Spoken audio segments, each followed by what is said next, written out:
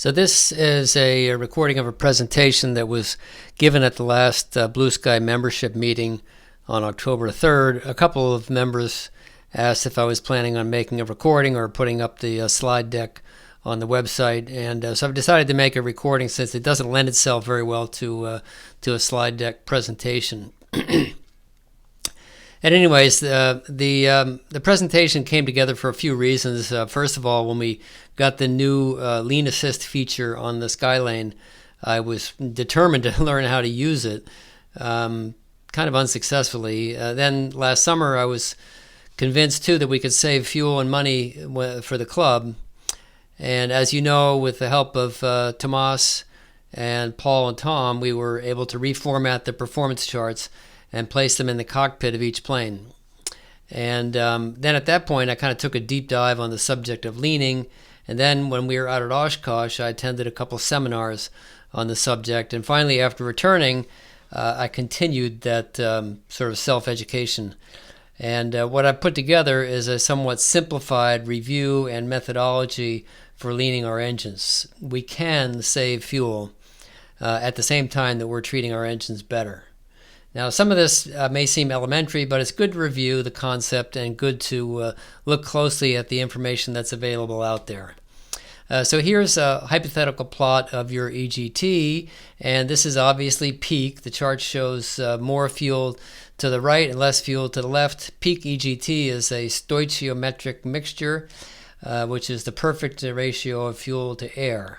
And the downside is to too much fuel is rich and dirty, and the downside to too little fuel is that the engine runs rough and doesn't produce enough power. So think of the analogy of cooking. The size of the flame or the engine combustion dictates the temperature of the engine, which is measured by CHT. You don't want to burn your dinner, and you definitely don't want to damage the pot. EGT is a measurement that tells us how hot the gas is that's being pushed out of the cylinder after combustion. And CHT tells us how hot the metal is. And what is the metal? Well, cylinder heads are made of aluminum alloy, which is very susceptible to weakening at excessive temperatures and pressures. EGT can be high and EGT can be low, but it can't be too high or too low. It's just a reference that we use. It can't damage anything, and the specific EGT number will not tell you if you're going fast or slow or whether you're treating your engine nicely or not. It gets hotter as you lean until it reaches peak, and then it gets cooler if you continue to lean. In that case, of course, you'd be on the lean of peak side. Instead, think of the EGT values as a way of determining where we are on this graph. Going up towards peak EGT or down, and then which side are you on, rich of peak or lean of peak? So let's talk a little bit about rich of peak versus lean of peak. I'm sure you've read or heard about these two techniques, and we're going to see shortly about the perils of rich of peak. And the only plane that has the capability to lean, presently to lean of peak, is the Diamond, so I've just decided to focus the presentation on leaning to peak, and you'll see why shortly. So, aside from not damaging the engine, what do we care about? Well, we want performance from the engine in the form of horsepower, right? So, we refer to the performance charts and look at our power settings. Now, this setting is max horsepower. And notice that the EGT is quite cool. That's because we're pouring so much darn fuel into the cylinder that it's an inefficient burn mix. Unfortunately, it's also a dirty, wasteful mix. Now, if we're willing to accept a very slight loss in horsepower, we can set that and lean to it, a little less fuel. This power setting is actually just what the POH recommends for best power. This is achieved by setting your power and leaning to 50 degrees rich of peak. Notice our EGT is a little higher. Again, it's only a reference. And our horsepower is a little bit less. But now let's throw CHT into the graph. Whoa, look at that. We're at peak CHT and peak cylinder pressure. And cylinder head temperature, you are in the max damage zone. Remember, we don't have a way of measuring cylinder head pressure. The best we can do is cylinder head temperature, which we use as a proxy for pressure. Excessive CHTs can weaken the cylinder heads, and the combination of high pressures and weakened metal is a recipe for damage and shorter engine life, and maybe shorter human life.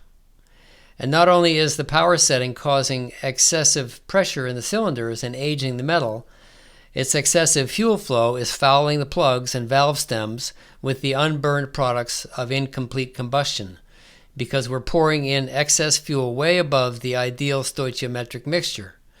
That's not to mention that it's wasteful and bad for the environment. So why does the POH even suggest this? Well, I don't know, but imagine if you're selling widgets and you're in competition with other widgets from competing manufacturers. Your marketing department gets involved and insists that in order to capture market share, you need to distinguish yourself. How do you do that? By being a fast widget. Now, I mentioned max damage before. There's a concept out there. It's used by Cirrus and promoted by various engine gurus, and it's called the red box. Cirrus calls it the red fin, but it looks something like this. They warn you that this is a bad area in which to operate your engine, for all the reasons that we've just discussed. If you lean your engine and remain in this area, it's bad for everything. Engine life, cylinder heads, cholesterol, heart disease, the list goes on. But if you operate a lower power setting, 65% or below, the red box disappears. All is good, peace and nirvana. This brings us to the logical question of how do we operate the engine and how do we lean? We're trying to make it easy for you. You may recall that back in the summer, we reformatted the perf charts and making them more accessible and easier to read. Each cockpit has one now stored in the checklist pocket. A quick word about the Diamond charts. This was a complex and tedious process to keep the same format as the Cessnas. Diamond publishes both best econ and best power for a given power setting, and the true airspeed computation is done through a separate chart. But here it is, combined in the same format. We used green fuel flows for econ and red for power. Now, let's talk about cruise, since that's the time we're all familiar with leaning. What's cruise? Anytime you are in level flight at 2,000 density altitude or above and expect to be there for a while, you should lean. It's good for the engine, good for the gas bill, and good for the club. Incidentally, this picture is 58 Hotel, taken by another airplane on the way back from Oshkosh. So the higher your density altitude, the more you need to lean. It's simple. If there are less air molecules, you need to make sure that there are less fuel molecules too. Let's start by leaning the Skylane, since it's got the best instrumentation. Now, it does have the best instrumentation, but it's also got the messiest fuel distribution system in the fleet, a carburetor. And this particular carburetor is semi-notorious. So for that reason, we do not recommend using Garmin's Lean Assist. I make the analogy of measuring with a micrometer and cutting with a chainsaw. So it may seem elementary, but I think it's worth a quick review of how to use these charts, because despite the differences, they all work the same. This is in the Skylane. We're at 6,000. Temperature is 14 degrees C. So number one, make sure you're using the right cruise altitude. Number two, make sure you're using the right temperature column. The center is standard temperature, and to the left and right of that, you have deviations of -20 and +20. You may have to do a little interpolating, but the numbers are so close that a simple wag does the job. Then find your desired power setting in the 65% neighborhood. This is an econ setting, 65 or below. Now set your throttle and or prop according to the chart. And finally, now lean to the GPH or fuel flow. This will be econ or peak EGT. You don't even need to get hung up on the actual EGT. Just lean to the published fuel flow. But before you do, here's a technique that will make your engine fall in love with you. Remember the red box? Here's a good way to lean. Start with the big pull. You'll pull the mixture knob smoothly back to a spot just shy of peak. How do you know? Well, it takes some practice, but you'll get to know about how far to pull it back. to begin with. Each plane's a little bit different, but the idea is to pull the mixture quickly through that red box danger zone. Then once you're in the vicinity, you can start slowing down, fine-tuning the mixture knob while monitoring the fuel flow in EGT. And once you're through the red box, it's important to go quite slowly so you can watch things stabilize and listen to the engine too. If it gets rough, obviously you've gone too far. By the way, if it does get rough, you're not damaging the engine and the engine is not about to quit. You've got a long ways to go before you starve the engine. The reason it's rough is that the combustion is uneven between the cylinders, so the power stroke is stronger or weaker between cylinders, and it's not going to damage the engine. Now finally, you want to monitor your CHTs. Remember that analogy of the pot on the stove. This will take time, perhaps as much as several minutes. If they get high, open the cowl flaps all the way. That should do it. After about 10 minutes, try closing them halfway, and monitor. Now, one thing you may have noticed is that none of these graphs have any temperature values associated. That's by design. For one, we have 3 airplanes with different operating characteristics, but more importantly is, I'm not an engine guru and don't want to even try to fool you about that. I went to a couple of in-depth seminars at Oshkosh, and I've spent quite a while reading and learning about this stuff, but I'm by no means an expert. So here's the result. We're on the way to Oshkosh at 6,000, set the power to 20 inches and 2,300 RPM per the chart, and leaned. We're back to 11.1 gallons per hour here, and our cylinder head temperatures are respectable. We did have to open the cowl flaps about halfway, but you can see that our true airspeed is a respectable 129 knots. I think that's 1 knot below the perf chart. Now let's take a look at the Diamond. Here I'm cruising at 7,500. And my OAT is plus 10, which puts me over in this area of the chart.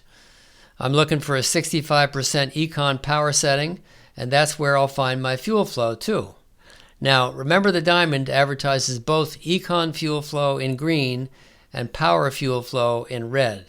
So from looking at this, my fuel flow should be in the 8.2 to 8.5 gallons per hour range. Now let's take a look. Here's the cockpit picture during that same scenario. This is a flight I took this summer. Manifold pressure and RPM are pretty darn close. The airspeed indicator is not showing, but my true airspeed was close too. And the fuel flow is 8.5 gallons per hour. One member pointed out that my CHT is a little high here at 418, and I think he's right. While it's below Diamond's 430 cruise max and well below their 500 never exceed temp, it could be lower. And he explained that he's been successful in leaning even further than this on the lean side of peak, and with fuel flows below 8 gallons an hour with lower temps. Now, on this entire trip, which was to Block Island and back, about an hour and 5 out and an hour and 15 coming back, I averaged 8.8 gallons per hour, including takeoff and climb out. Not bad. And last but not least, the mighty Skyhawk. The perf chart is a little simpler because we don't have to set manifold pressure. Despite this being a fuel-injected airplane, which meters fuel very accurately, the plane has the least instrumentation, so leaning is far more of a guesstimation. You've got 2 instruments to help, EGT and fuel flow. But the problem is they're small, difficult to read, and inaccurate. So the key to a soft touch with the engine, just like the other 2 planes, choose a power setting at 65% or below. Whenever you're leaning to that power setting, you are using econ thrust, and you will simply lean to peak EGT. So use your throttle and tack to set your RPM, then the big pull, then slowly lean the mixture for peak EGT. When the EGT starts to drop, you've gone past peak and are now on the lean side of peak. Add just enough fuel to bring it back to peak and stop. If the engine runs rough before you know whether you're at peak or not, make your mixture a little bit richer, but just a hair, just enough to smooth it out. In March, when we get the new digital engine monitor, we should be able to lean very precisely. Now, you may have heard that the Skylane has flight data logging, and I just wanted to show you some of the things that we've seen. It's not all good. Leaning is an art, and we want you to be artists. This is about an hour flight at 3,500 feet. Now, I don't know what the temperature deviation was, but you can see that the power setting looks reasonable. 2200 RPM, about 22.5 inches manifold pressure. The pilot has it leaned to 11.5 gallons per hour, which is probably pretty darn close to the perf chart. Maybe a smidge rich, but it's close. Still, the CHTs are very high. In fact, 2 of them are over 420 and remained that way for a long time. Now, we have a CAS, Crew Alerting System message, programmed to come on at 420. There's a reference line drawn here on the data, too, just to help visualize it. Now, this means that one of 2 things happened. Neither of them is good, and the result is bad for our engine. Either the pilot didn't notice the message or ignored it. The message appears right on your PFD. If you see that message, your cylinders are too hot and you need to do something about it now because you're damaging your engine. So, what can you do? Cowl flaps is the easiest thing. I'd be amazed if that robs you of even 1 knot. Open them all the way, and then after the cylinders cool down, try closing them halfway. Then monitor the problem. Another possibility is your mixture. Leaner first, then richer. Then try a different power setting from the chart. This is another flight. This one's an hour and a half at 6,000 feet. And you can see he got a few CAS messages. Power set at 2300 RPM and 21 inches. But fuel flow is 14.1. Now that definitely explains the high CHTs. In the perf charts, the highest fuel flow published for the highest power setting available is 13.3 gallons per hour. So this was just throwing fuel away. Now, here's someone who was clearly paying attention to all the parameters. You can see that with about 23 inches manifold pressure and 2100 RPM, it's leaned out to 11.8 gallons per hour, and the cylinders are all nice and cool. Well done. So, we've hammered cruise leaning to death. Let's talk about other phases of flight. But first, I should tell you that the lawyers were definitely involved in writing the checklists, and these techniques are not in any of the checklists. That's why I call them techniques, not procedures. Use them as you wish and at your own risk, but know that you will be treating your engine nicely. Should you lean on taxi? You bet. Lean aggressively. What's the downside? Now remember, we added this to our checklist recently too, to consider leaning. And if you lean on taxi, you are being nice to the engine. How about on run-up? It's nice to have clean plugs on takeoff, isn't it? So set your power to 1800 or 2000, whatever your run-up RPM is, then lean. The RPM will rise. How about on takeoff? No. High density altitude, yes. That's usually considered about 5,000 feet or above, and varies by the temperature. The way you do it is to hold the brakes at full throttle and then lean to max RPM. Then at that point, you're ready for takeoff. But again, that's at high density altitudes. How about on descent? Well, you can do it. Just lean a little bit for smooth running. Remember, as you get lower, there's more air molecules, so you'll need more fuel molecules. Just gradually make it a little bit richer. And on landing, well, it really comes down to whether or not you can remember to add fuel during a go-around. It's all about the go-around. If you did have to go around, you start on the right, mixture, prop, throttle, and then your power is up. But if you feel like you can't remember it, that's fine. Just put it to full rich. But then, ideally, you're going to be leaning again once you get on the ground. So, the takeaways today, this is what we want you to remember. Don't forget to lean. Don't be afraid to lean. Too rich can damage the engine. 65% power, that is a lean setting, 65 or below.